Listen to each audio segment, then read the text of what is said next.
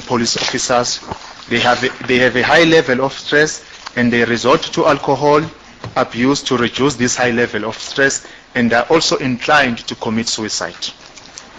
I note that, and this is why our employee health and well-being also focuses on things such as emotional competence and development. The Health Minister, Aaron Motsoaledi, is not letting up in his call for society to support him in his bid to stop the advertising of alcoholic beverages.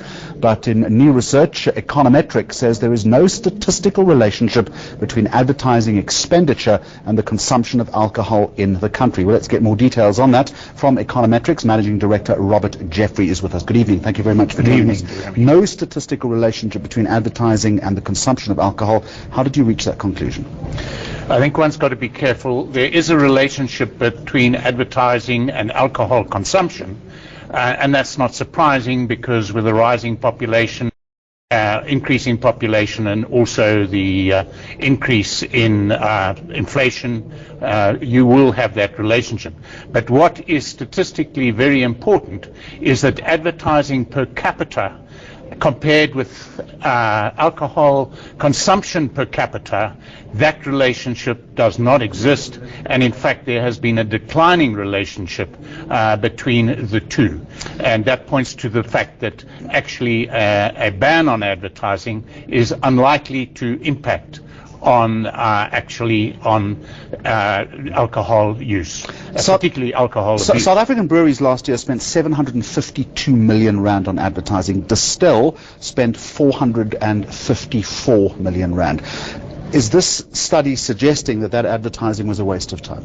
Not at all. This is a mature market.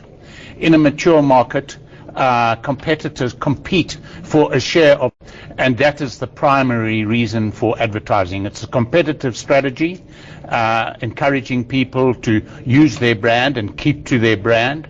But in terms of a mature market, you do not get necessarily an increase in consumption or usage under those circumstances. You go on to say that a proposed ban would in fact have a severe negative impact on the economy, and you list a number of reasons why. How serious would it be for the South African economy if this legislation were to be enacted? Well, there are a number of spillover effects. But essentially the most important conclusion is that the ban is unlikely to impact on alcohol abuse. Rather, there's spillover effects, and one of them is it will foster lack of competition in the industry itself. Clearly, the monolithic giants will continue to prosper. New entrants can't come in. This, in effect, is an inflationary environment.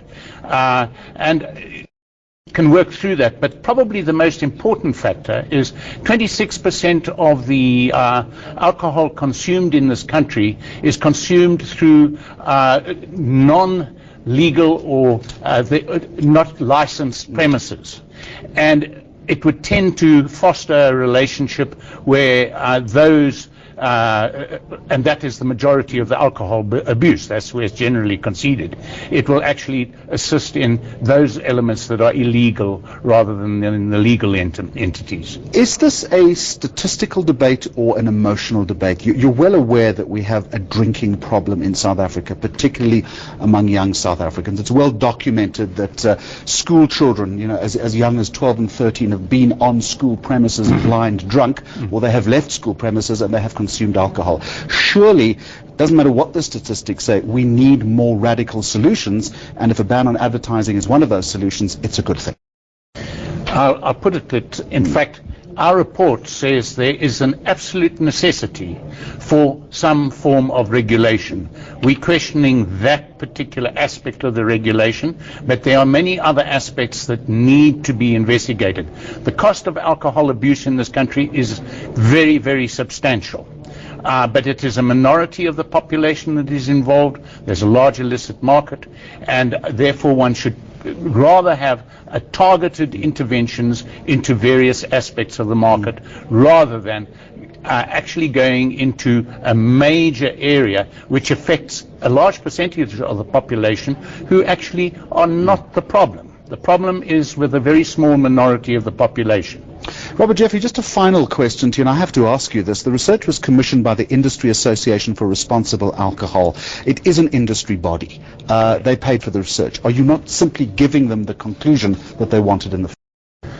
Well, that happens on many studies. We get paid for a lot of work that we do on projects, but we actually pride ourselves on our independence. That's why people come to us, and we actually express a actual professional point of view, taking into account what the economic consequences are, and we often enter into controversial areas. Thank you very much for joining us, the Managing Director of Econometrix, with us here on Newsnight, Robert Jeffrey. It's 1:45.